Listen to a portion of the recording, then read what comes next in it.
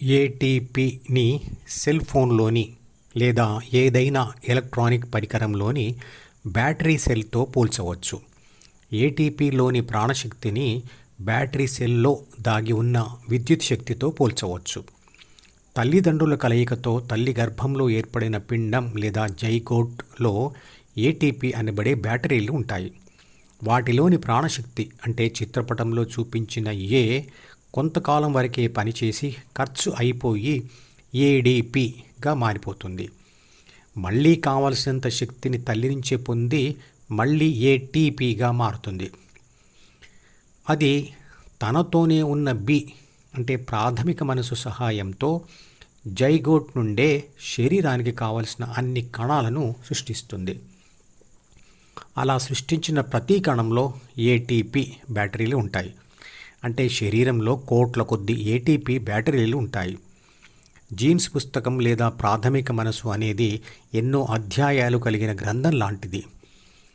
ATP బ్యాటరీలలాగే ప్రాథమిక మనసులు కూడా కోట్ల కొద్దీ ఉంటాయి.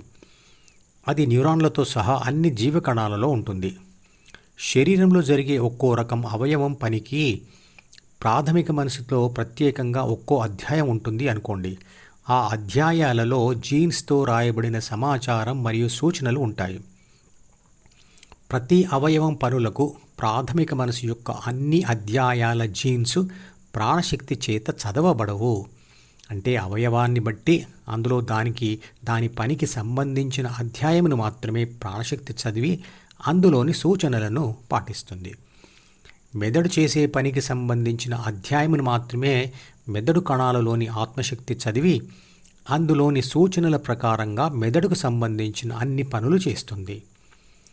అలాగే అన్ని ఇతర అవయవాలు కూడా వాటికి సంబంధించిన అధ్యాయములను మాత్రమే ప్రాణశక్తి జీన్స్ పుస్తకం నుండి చదివి అందులోని సూచనల ప్రకారంగా పనులు చేస్తుంది. మిగతా జీన్స్ వదిలివేయబడతాయి, అంటే చదవబడవు. బిని చదవడంనే జీన్ ఎక్స్ప్రెషన్ అంటారు.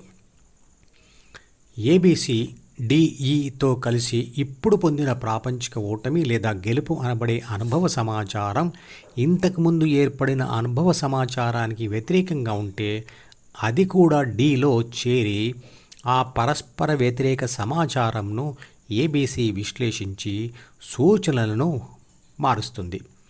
ఆ మార్పు వల్ల బిలోని మెదడుకు సంబంధించిన అధ్యాయంలో కొన్ని పాత జీన్స్ను చదవక, అంటే వాటిని ఆఫ్ చేసి కొత్త వాటిని చదువుతుంది, అంటే ఆన్ చేస్తుంది. అంటే జీన్స్ పూర్తిగా మార్చబడవు లేదా తీసివేయబడవు. ప్రాపంచిక అనుభవాలతో అది తాత్కాలిక మార్పు మాత్రమే. కానీ ధ్యానంతో 3 బాధ్యతలు మరియు 6 గుణాలు శాశ్వతంగా మారతాయి. మారడం అంటే వాటికి సంబంధించిన జీన్స్ ఆఫ్ చేయబడతాయి. ప్రతి న్యూరాన్ కణంలో ఏ మరియు బి కలిసే ఉంటాయని పైన చిత్రపటంలో చూపించడం జరిగింది.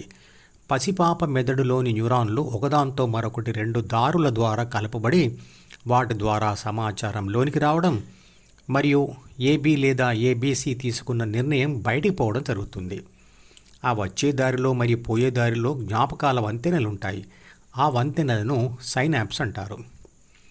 ఆ 2 దారులలోని వంతెనలు మొదట్లో, అంటే అప్పుడే పుట్టిన శిశువులో బలహీనంగా ఉంటాయి. అందువలన మొట్టమొదటి అనుభవంతో లోనికి వచ్చే సమాచారం మరియు బయటిపోయే సూచనలు బలహీనంగా అస్పష్టంగా ఉంటాయి.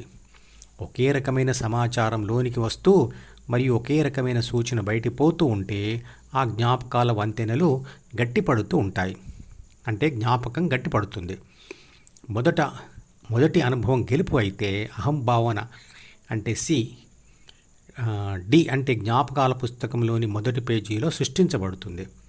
వరుస గెలుపులతో అంటే అహం అంటే నేను, నాది, నాకు, నన్ను అనే స్వార్థ భావన కూడా బలపడుతుంది. మరియు డి కలిపితే ద్వితీయ మనసు అవుతుంది.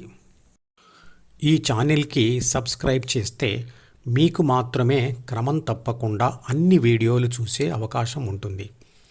ఇతరులకు షేర్ చేస్తే మీ వల్ల వారికి కూడా ఈ వీడియోలు చూసే అవకాశం వస్తుంది. లైక్ చేస్తే యూట్యూబ్ మేనేజ్మెంట్ మరికొందరికి ఈ వీడియోలను చూసే అవకాశం ఇస్తుంది. మీరు సబ్స్క్రైబ్, షేర్ మరియు లైక్ కూడా చేస్తే ఎక్కువ మందికి ధ్యానం గురించి తెలిసి సనాతన ధర్మాన్ని వ్యాపింపచేసి దానిని కాపాడే ప్రయత్నం చేస్తారు. ధర్మో రక్షతి రక్షితః.